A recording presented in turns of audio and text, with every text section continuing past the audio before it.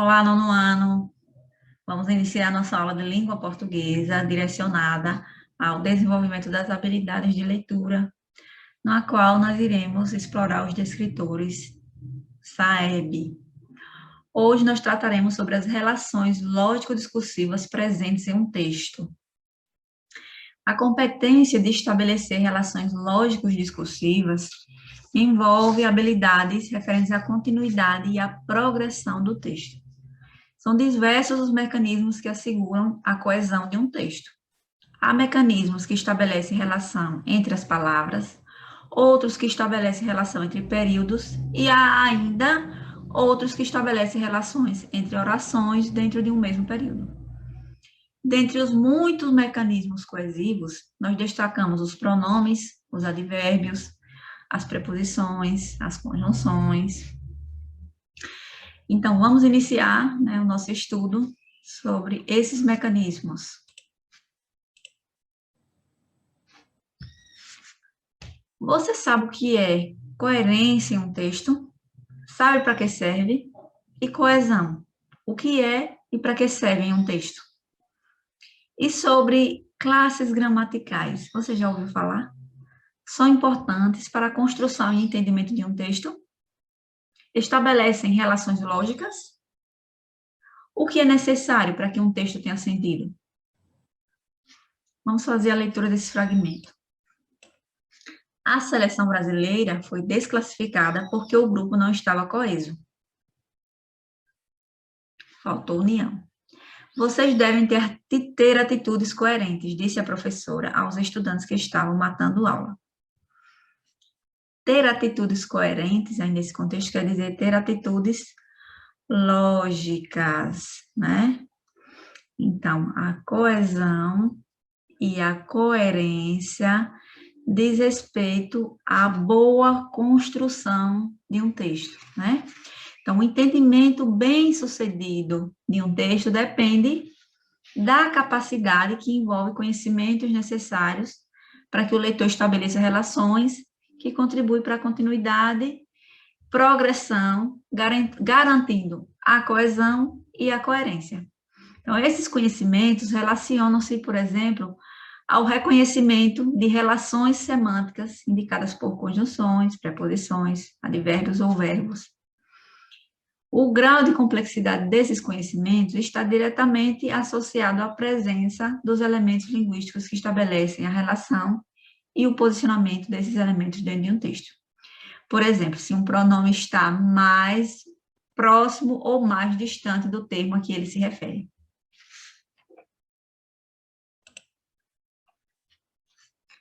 Bem, nós vamos ler agora um texto para a verificação e a compreensão desses recursos de coesão e coerência, tá bem?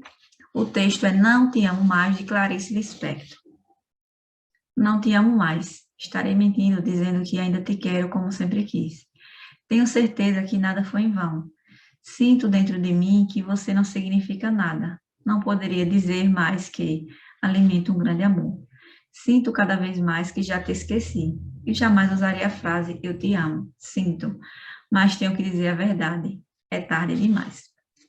Esse texto é bastante conhecido, né? Há até quem diga que não é de autoria de Clarice, né? Mas foi assim que ficou conhecido, né? E vocês já devem ter lido em algum lugar, né? Agora eu pergunto a vocês: o texto apresenta sentido? Qual é a mensagem transmitida por ele? E a quem essa mensagem está sendo dirigida? Que palavras no texto são responsáveis por fazer a ligação entre as outras, ou seja, quais são os elementos de coesão? Qual a diferença de sentido entre as palavras mas e mais no texto? Que sentidos apresentam as palavras ainda e já no texto? Com que objetivo a palavra que foi usada repetidas vezes no texto?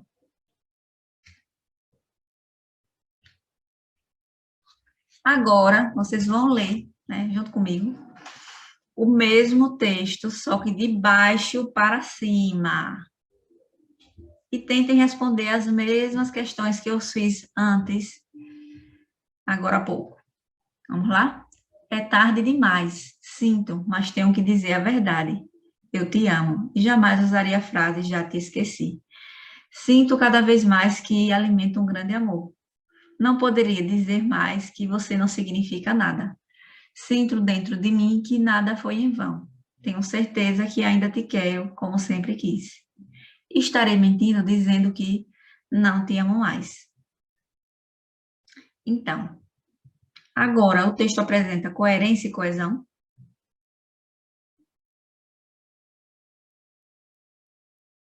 Sim. E antes não? Sim, também, né? O que foi que determinou o sentido nesse texto? Lido de diferentes maneiras. O uso e a escolha dos conectivos, né? O que, o ainda, já, mas, e, né? Esses conectivos, eles são essenciais para a construção das duas mensagens transmitidas. Agora, observem esse exemplo. Ao ligar orações, né, esses termos que estão em destaque, eles explicitam relações de sentido. Desse modo, o reconhecimento dessas relações está diretamente ligado a dois fatores, né? A presença de recursos coesivos e o posicionamento desses elementos dentro do texto, certo? Vamos lá. Apesar de ter sido influenciada pela tradição poética do século XVI, esse apesar de, né, ele tem a função de concessão, né? Cujo nome mais importante é Camões, né? Esse cujo aí tem função de explicação, e de apresentar resquícios do barroco em certos casos, o i é um elemento de ligação.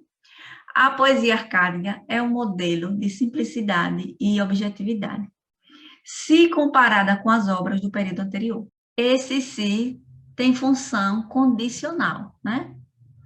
Aí estabelece uma condição, se for comparada, né? Exemplos dessa simplificação da linguagem são a valorização da ordem direta. Então, essa expressão dessa, né, está retomando algo que foi dito anteriormente. Todos os fatores identificáveis na produção poética do arcadismo. E nós temos aí um pronome que também funciona como conector. Essa liberdade formal, né, eu estou retomando a ideia do parágrafo anterior. No entanto, né, aí eu tenho um conectivo que traz a ideia de contradição, né, uma ideia contrária, era regida por normas consolidadas e formatos fixos, que só começariam a afrouxar a partir do romantismo. O soneto, por exemplo, era uma das formas mais empregadas, como se pode perceber pela obra de Cláudio Manuel de Almeida. Então, o mais importante, né, nesses elementos aí que foram destacados, é reconhecer que eles cumprem a função de indicar a orientação discursiva, argumentativa, que o autor pretende emprestar ao seu texto, né? Agora, nós faremos a leitura de um texto em que os conectores foram retirados, para que vocês observem como a falta deles compromete o sentido. Tomás Antônio Gonzaga, poeta natural da cidade do Porto, onde nasceu em 1744, em Miragaia, em prédio hoje devidamente assinalado, Tomás Antônio Gonzaga era filho de pai brasileiro e mãe portuguesa, com quem partiu para o Brasil em 1752. Oriundo de uma família de magistrados, voltou a Portugal 10 anos depois, estudar direito em Coimbra, onde tirou o bacharelado em 1768. Exerceu magistratura em Beja. Em 1782 foi enviado para o Brasil, exerceu o cargo de ouvidor e procurador dos defuntos e ausentes na comarca de Vila Rica, capital de Minas Gerais, no Brasil. Esta era uma das regiões mais prósperas do Brasil, devido à exploração do ouro. Aí o poeta encontrou um ambiente de grande efervescência intelectual, onde florescia o gosto das academias literárias. O arcadismo brasileiro tinge-se de certo matiz folclórico, cultivando a temática do contato com os costumes populares e usos locais. Esse ambiente intelectual e filosofismo do século XVIII influíram na formação literária do poeta, manifestando-se na rejeição do despotismo esclarecido e na defesa de um liberalismo moderno.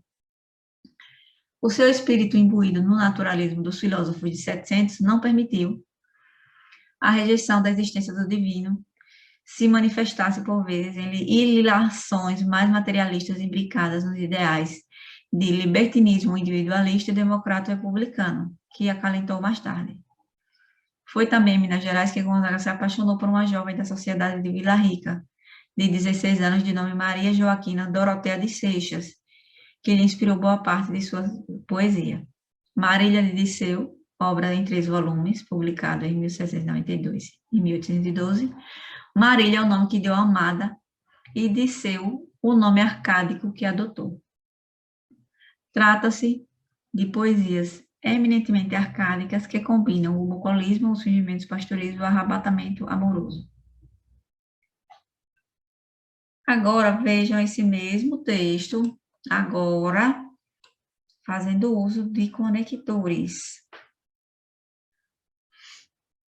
Oriundo de uma família de magistrados, voltou a Portugal 10 anos depois para estudar direito em Coimbra, onde tirou o bacharelado em 1768. Exerceu magistratura em Beja e, em 1782, foi enviado para o Brasil a fim de exercer o cargo de ouvidor e procurador dos defuntos e ausentes na comarca de Vila Rica, capital de Minas Gerais, no Brasil. Essa era uma das regiões mais prósperas do Brasil, devido, sobretudo, à exploração do ouro. O seu espírito imbuído do naturalismo dos filósofos de 700 não permitiu, todavia, a rejeição da existência do divino, embora se manifestasse, por vezes, as ilações mais materialistas imbricadas nos ideais de libertinismo individualista e democrata republicano que acalentou mais tarde. Perceberam a função desses conectivos? Como ele traz ao texto uma ligação, né, que permite com que nós possamos compreendê-lo muito melhor. Vamos ler agora, né, um texto para que vocês possam reconhecer, né, a função destacada por um desses conectivos no texto. Esse e essa, talvez por ter nascido sem pai, talvez por ter sido um menino solitário, talvez porque ainda não havia televisão nem videogame, ou talvez porque fosse mesmo tímido. Logo que pude decifrar as formiguinhas pretas, meu lazer passou a ser a leitura. Nada de estudo, nada de busca do saber. Ler para sonhar, para sentir-me na pele dos protagonistas, para me divertir mesmo.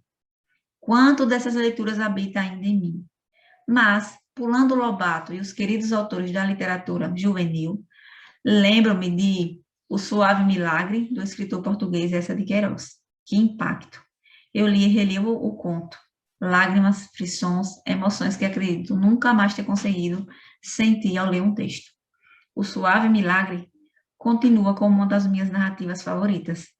Que conto! Essa, Pedro Bandeira. Nós temos, esse texto é riquíssimo, né? A gente poderia explorar diversas habilidades aí. Inclusive, essa expressão aqui, formiguinhas pretas, ela foi utilizada no sentido conotativo, né? Logo que pude decifrar as formiguinhas pretas, né? O que essa expressão quer dizer? Aí nós temos que inferir o sentido de uma palavra ou expressão, né? Logo em seguida a gente descobre o que é. Meu lazer passou a ser a leitura, ou seja, as formiguinhas pretas nada mais são do que as letras, né? No trecho, logo que pude decifrar as formiguinhas pretas, né, na segunda linha, a expressão destacada estabelece uma relação de, essa expressão logo, qual é a função dela? Ela estabelece relação de quê? Logo que condição, ela estabelece uma relação de condição, é uma condição que eu pude decifrar as formiguinhas pretas? Não, né? Ele não impõe nenhuma condição. É uma consequência? Consequência de quê? É uma finalidade? Não, né? Aí nós não temos aí uma conclusão de uma ação, né? É uma relação temporal, né? Ou seja, logo que, assim que, né? Logo que representa o tempo em que ele passou a sentir prazer pela leitura. Então, ele estabelece uma relação de tempo. Vamos agora à questão SAEB, questão 101, na apostila SAEB de vocês. Diário de um menino trabalhador. Querido diário, hoje, sexta-feira, a Kombi do seu Luiz passou um pouco antes das 3 da manhã. Ainda bem que não estava muito frio. A noite de lua cheia estava clara e estrelada, e os cachorros uivavam, em vez de latir. Só podia ser sinal de algum lobisomem no pedaço. É, eu sou assim, gosto de inventar histórias quando acordo, para ver se espanta o sono.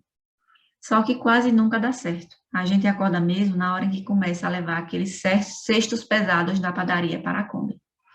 Quando o seu Luiz dá a partida, o negócio é ficar de olho bem aberto e corpo muito esperto, principalmente na hora de pular com a perua andando. Qualquer descuido, um pisão em alguma pedra é tombo na certa. Ainda bem que a chuva tinha passado. Só assim para minha mãe parar de rezar e voltar para a cama depois que eu saio de casa. E ainda bem também que a cachorrada toda estava mais interessada em correr atrás do lobisomem do que da gente. O mais difícil, como sempre, foi a entrega depois da ponte, onde as escadas são mais esparramadas. Se bobear, a gente tem que disparar atrás da Kombi, que anda mais devagar, mas não para esperar, não. Daí é só canseira o resto do dia. Não dá nem para prestar atenção direito na explicação da professora. Hoje eu cheguei em casa às 8 da manhã e dormi só até meio-dia, pois antes de almoçar e ir para a escola eu ainda tinha que fazer a lição de casa. Agora já são 8 da noite e eu ainda estou conseguindo escrever, porque o café que tomei com pão em vez de comida fez meu sono chegar atrasado. Mas agora que ele já veio com força total, só estou conseguindo enxergar a minha cama. Boa noite, diário. Acho que só volto no domingo, que, como você sabe, é o único dia da folga.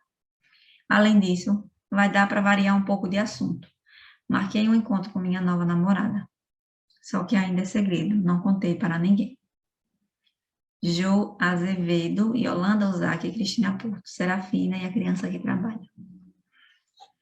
No trecho hoje, eu cheguei em casa às 8 da manhã e dormi só até o meio-dia, pois antes de almoçar e ir para a escola eu tinha que fazer a lição de casa. A palavra destacada dá a ideia de oposição, explicação, conclusão ou alternância.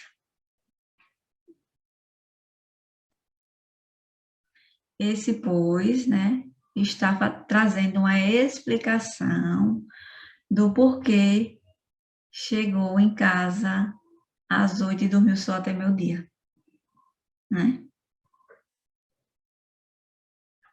A alternativa é a B. Nossa aula chegou ao fim.